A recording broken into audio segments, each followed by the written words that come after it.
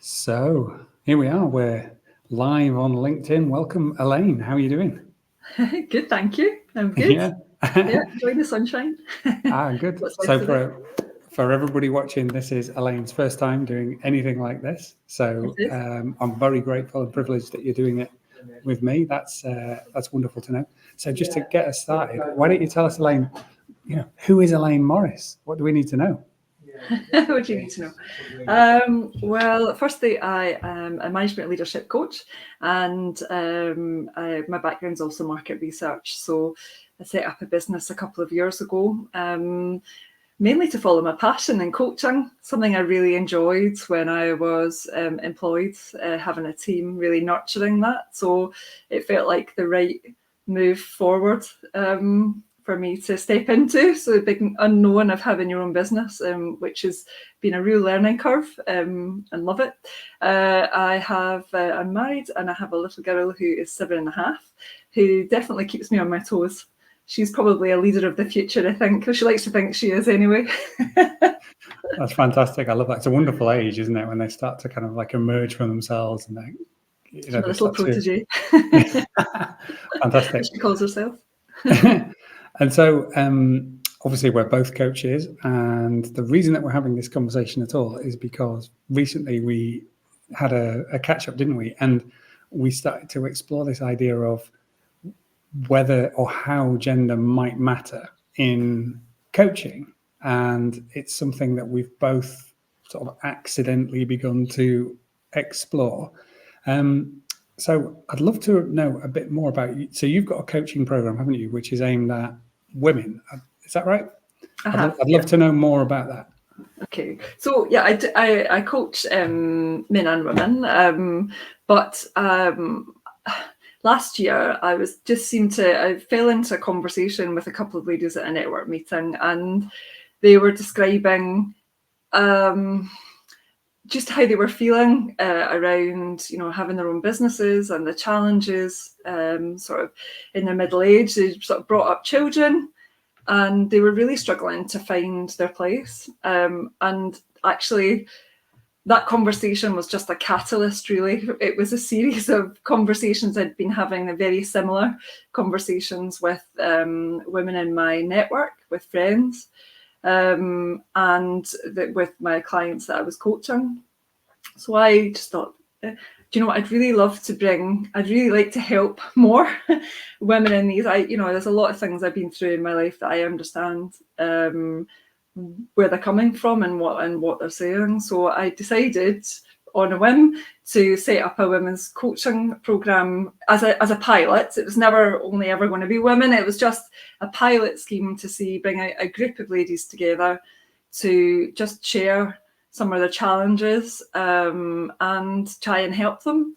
And that was very much about, for me, it was building their confidence, as well as their resilience, but mainly their confidence and self-belief. I think they lost a lot of their belief in their own abilities.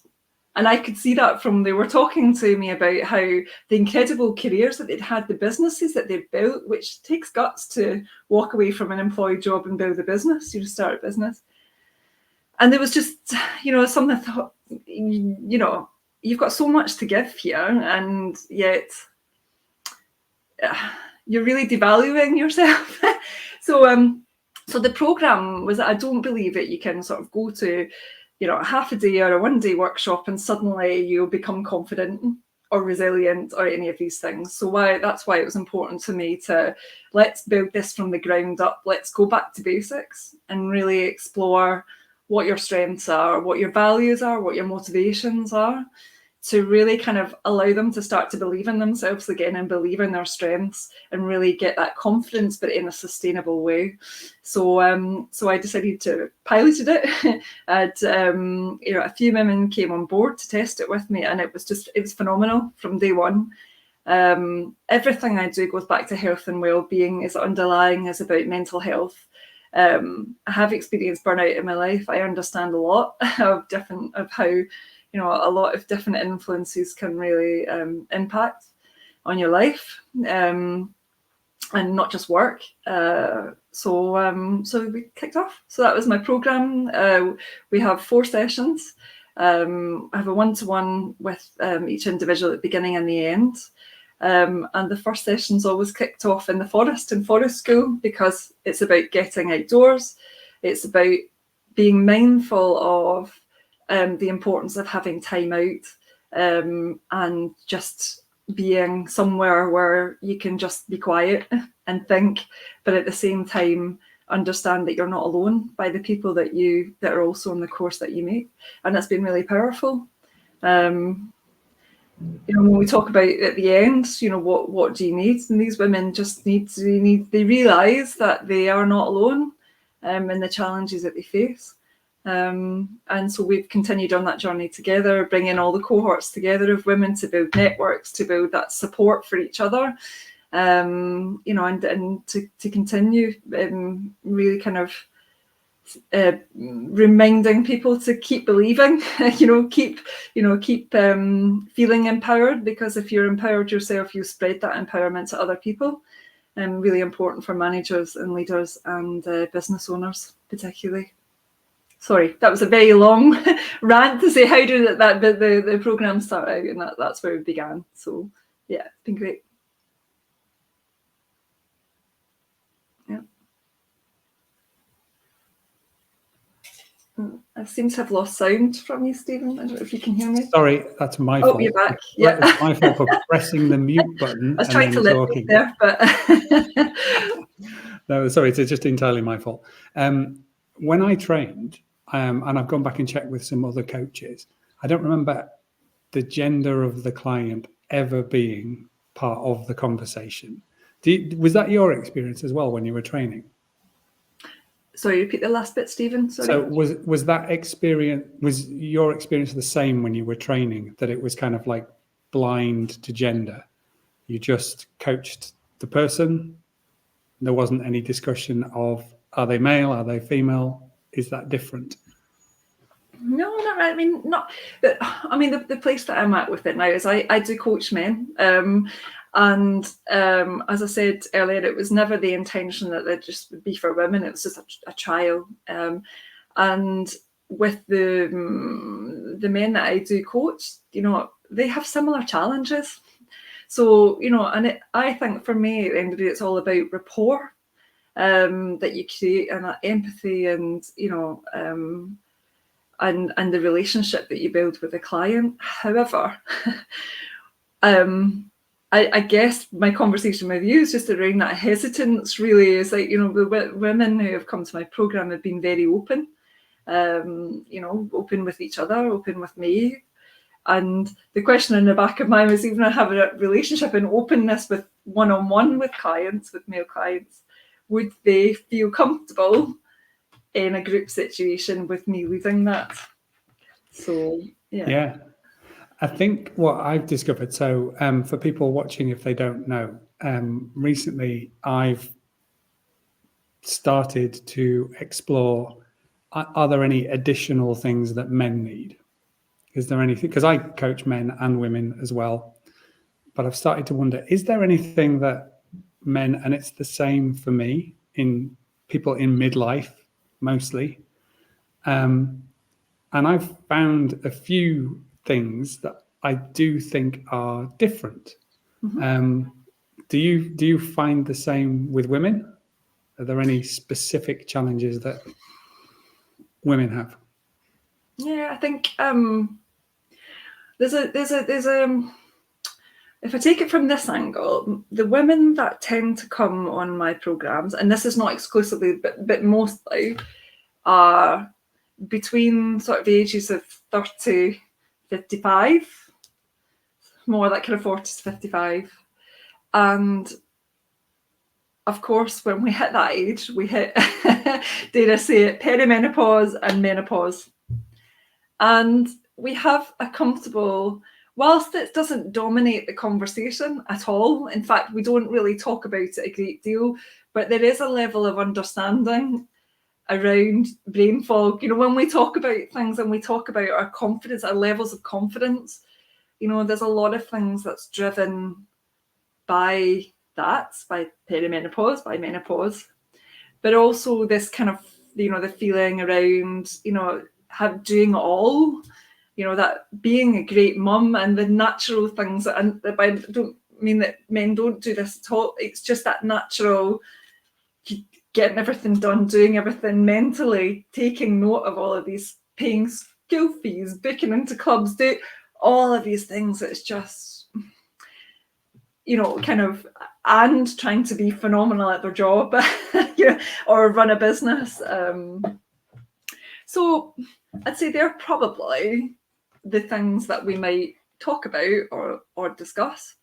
But I do think a lot of it does come back to where they are and their strengths. They're really kind of finding themselves again. So I wouldn't say we'd play too heavily on that. Yeah. But I think it's really important that there's that shorthand understanding, isn't there? That, I mean, because of my age, a lot of the women that I know, I've learned a lot about perimenopause, menopause, and, but I don't remember. And actually, the women in my life say, I don't remember my mum talking about this. I don't remember being prepared for this. Yeah. And so it seems, obviously I don't have lived experience, but it seems really important that you can have that, even if it's not the core of the conversation. It has a huge effect on, professional capacity, the balance between home and relationships and parenting and the rest of it. Yeah. It makes sense to me. Yeah. Yeah. I think what I would say, what we've created from each cohort, and as a collective, actually, when we've come together, the cohorts have come together afterwards, we've created a safe environment. And that's the bit that I want to harness, that, because, and also I could run these courses online. I may do at some point, but at the moment, particularly after COVID, there's a real hunger to get back together, and we are getting back together. And a lot of organisations haven't yet done that. They haven't brought their people back together as one team. And so there's something in this in-person network where you can get closer to each other in the sense of supporting each other, just being away from the environment that you're so used to being in day after day. That's also part of this kind of thing that we've created. So it is about creating a safe environment. But equally, I'm really keen to learn. I'm learning loads on the way. It's a really interesting conversation with someone who, from a male perspective, has done the female role of him. When you look at it like that, he's brought up a kid on his own. He's done all the things that the women talk about, just school uniforms, the clubs, having to do all the emotional side and that. All of these things he's doing. So I do believe out there, that there's a lot that men and women can share together. But yeah, I guess I would just hope that I would be able to have a rapport that the men feel able to be open. They certainly are in a one-to-one perspective, but how you bring that together. Yeah. I understand that.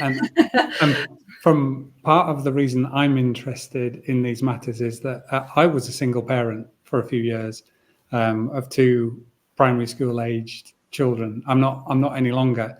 And those questions of like, what are our roles in the family?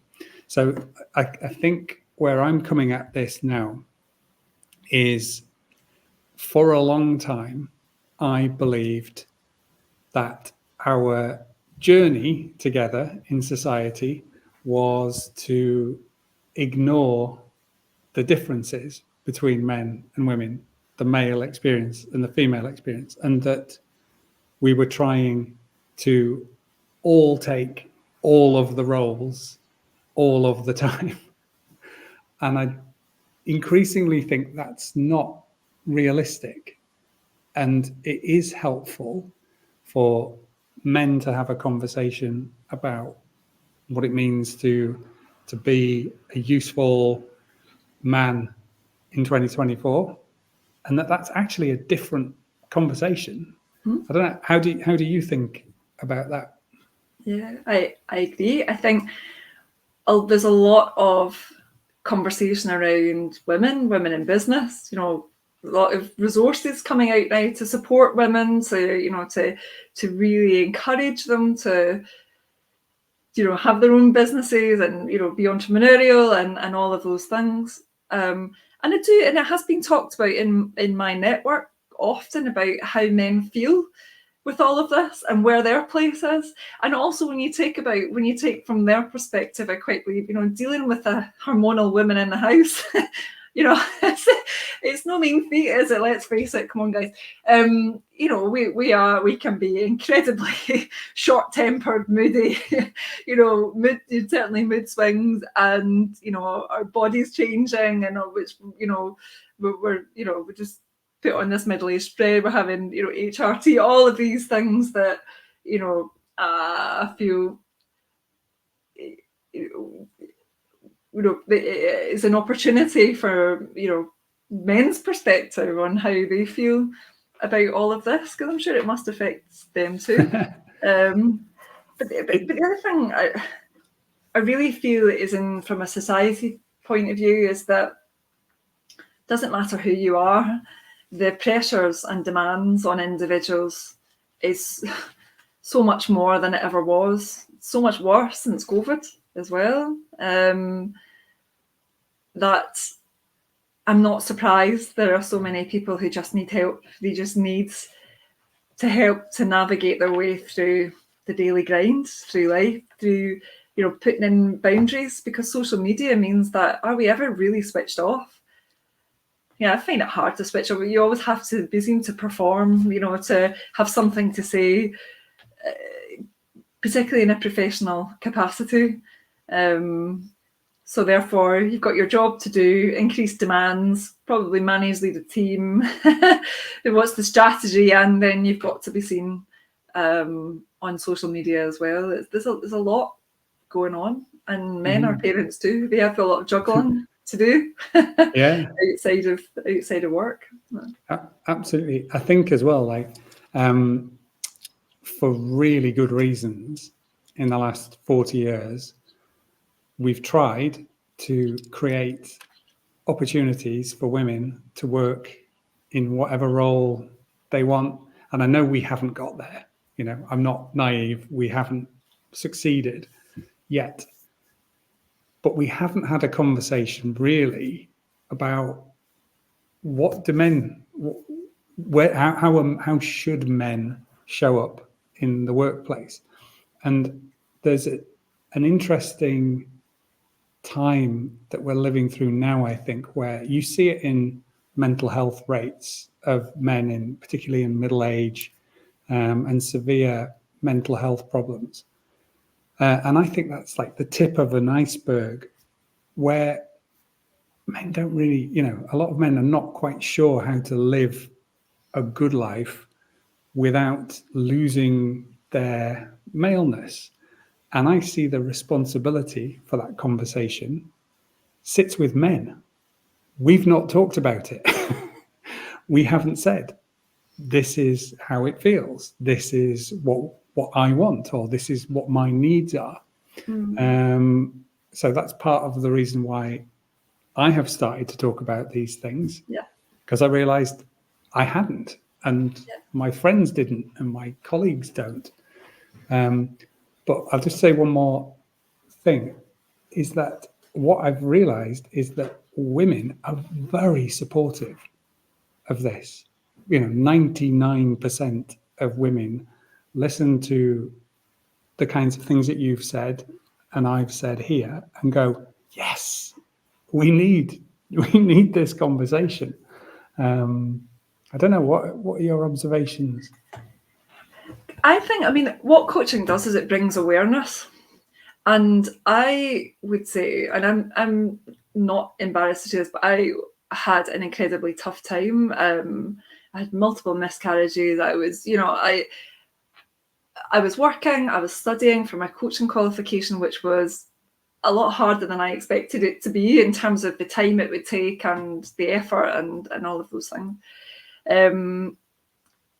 And at the time, someone recommended a book to me, and everyone, Brené Brown, The Gifts of Imperfection, and that hit me just at the right time. That book was what I needed to read, and what it taught me was all about being vulnerable. Don't be afraid to tell people how you are. And I wasn't as open with people before I read that book, but it almost gave me permission to be myself, to tell people, to not be afraid to tell people what I was going through. And I think it's important for anyone, doesn't matter who you are, where you come from, it just doesn't matter. It's about feeling that 99% of the time, if you have a conversation with someone, they will be supportive of whatever it is that you're going through. They will want to help, because naturally we want to help. But for some reason, we have this instilled in us that we can't express our feelings naturally. We can't. What will people think of us? Gosh, I'm deaf, and it took me a long time for me to be able to tell people, to be confident saying I am deaf. I can confidently say that now. That doesn't mean I can't do my job. It doesn't mean I'm not good at what I do. It just means I need to have strategies in place to help with that. And I might ask to repeat yourself, a few times or whatever it happens to be, but I'm okay with that, because I'm not alone. I'm not the only person like that. And everybody is supportive of that.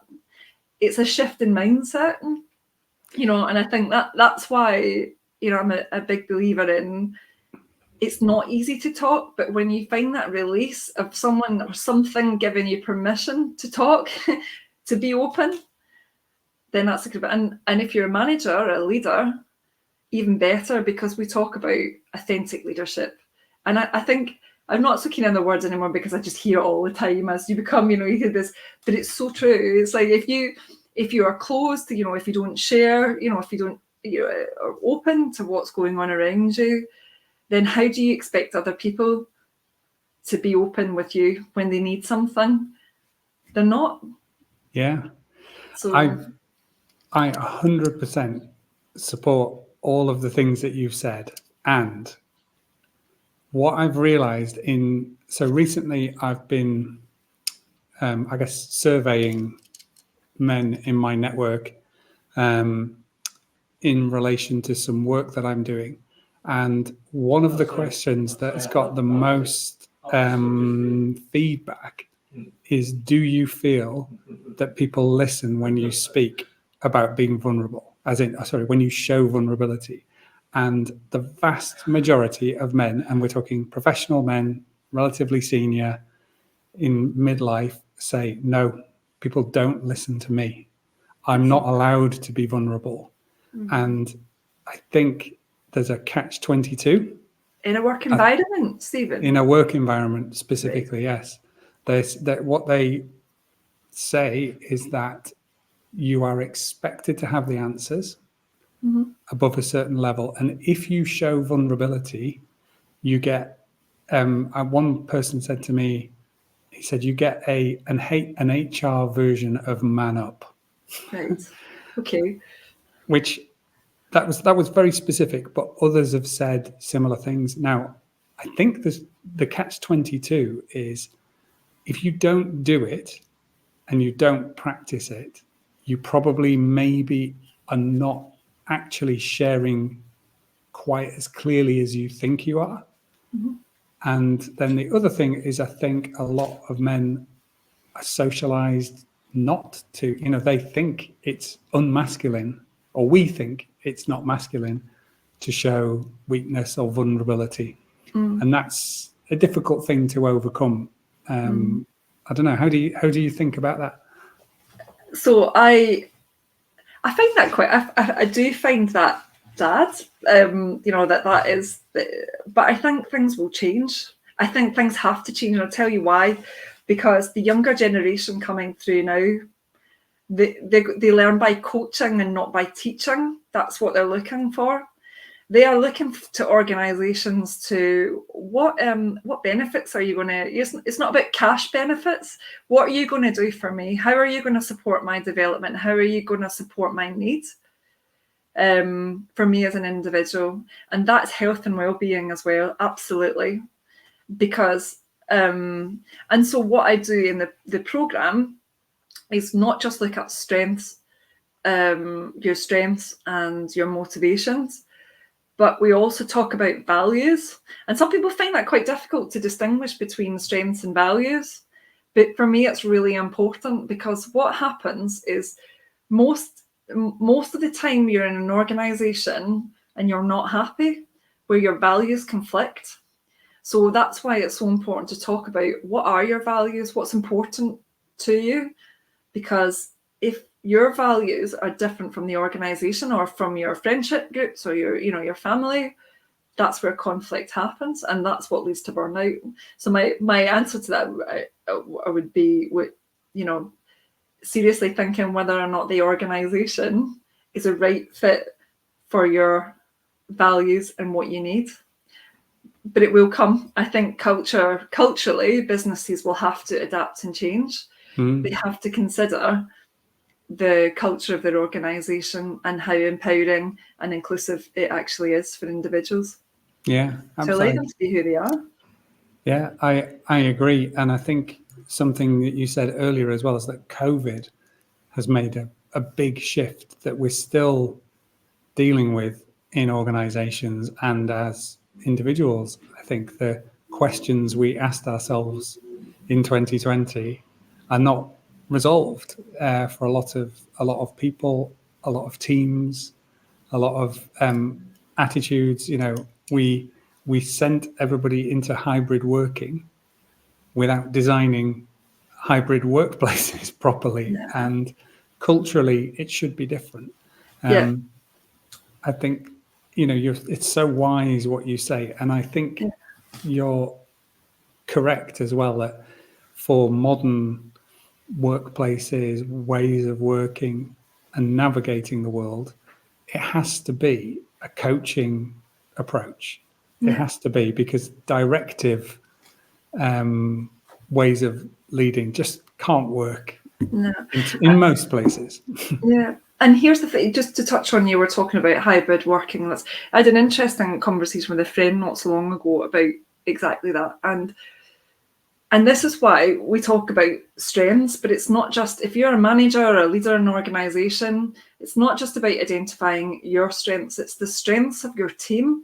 Because if you can imagine, if your team if you are helping them and supporting them to work to their strengths and motivations, yes, there's differences across your team, which is really important for, making sure everybody is happy, being able to, stretch themselves, work to themselves. That's about empowerment. That's how we empower individuals, because we really identify there's always going to be stuff that we don't want to do, jobs.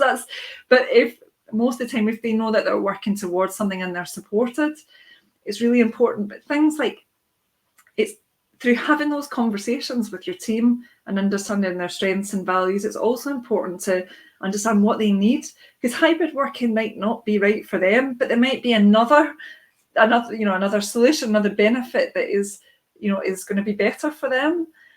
So we can't tarnish everyone with the same brush and say, okay, this is a benefit for the whole organization, because it might not be right for individuals. So it's about being flexible, and allowing employees in to really help define what that culture should look like, being able to be flexible enough around the different needs of people in the organization. 100%. No, I completely agree. A big part of my work in the last few years has been around helping teams with self-management and decision-making and things like that. So you're preaching to the converted, absolutely here. But that probably doesn't surprise you. Well, we've just about run for half an hour, and I really want to respect your time. I've just got maybe one little thing that we maybe didn't quite get to. So the kind of headline today was something along the lines of does it matter if your coach is a man or a woman, or your client is a man or a woman? So what would your take-home message there be? Put you right on the spot. I do think there's a place for both. In terms of my direction where I'm heading, I'm trying a programme for men later in the year in October. But I also have, bringing men and women together as well. I think it's important to have diversity. It's important that we support diversity. It's all about what individuals feel comfortable, where they feel safe, because that's the most important thing of the programmes, is having that group where you do feel safe and comfortable to be able to share. During the programme, I almost stepped back from facilitation, because every programme I've had, the ladies end up facilitating it for themselves by encouraging, talking, supporting. I'm just steering it, and you're handing through some sessions and various activities just to kind of keep it going, look at different angles. But I think there's perspectives that can be shared that is also really important. And I want to learn. The more I can learn, the more I can support my clients. So I don't think there is an easy, I'm not going to say yes or no, because I think it is just about creating a safe space. That's a brilliant way to end it, and I completely agree. And obviously, sometimes we know what we're doing. We create these titles because they're interesting, but we both agree. We both coach men and women. Yeah. I have a group that I've started recently, which isn't really a coaching program. It's more like a place for a conversation called Mentor. Actually, I'm going to put the details up on the screen there. It's just a private community where men can have a conversation about these matters in a really, it's such a positive space, but it's exactly what you said. It's just a safe space to be able to talk about things. I don't want to close the door on anything, but I think we just need to acknowledge, to go back to your point, men don't have lived experience of perimenopause and menopause. So just that one fact alone tells us that our journey through this thing called life is different. And so we can have both. We can have conversations, men with men, women with women, and men and women together. And all of it is good as far as I'm concerned. Yeah, and I'm going to say that, let's not forget other groups as well, those who don't identify as male or female. It's all about, for me, it's all about creating that safe space. And I am up for doing any programme that will create that space for people so that they can feel supported, because let's face it, we need it. There's too much out there when you think about the cost of, what mental health, all of the issues, what that costs in the workplace right now. We can't afford to keep going like that. People can't, they need support. I just like people like us and loads of other fantastic coaches out there, I know are there to support people when they need it. So thank you for inviting me on to have a good discussion about it. I feel like I've talked all the way through. Sorry, Stephen. That's the idea, Elaine. Scottish tongue. No, it's my job here is to host you so that people get to hear from you in a way that they might not otherwise. So the fact that you've been so willing to share is wonderful. And I could talk to you for hours about what you do, and you've got such wonderful insights into the world. You've got such a mature understanding of coaching and what it can do for people. I think what you're doing is a real service to humanity. It's been a privilege for me to find out a little bit more about it in the last few weeks, and an honor that you've given up your time to do this as well. So really, thank you very, very much. I really appreciate it. But shall we leave it there? Yeah, that's fine. Off to pick up the little one for childcare now. So yeah, living the dream. Yeah, I know the feeling. All right. Bye. Cheers. Bye.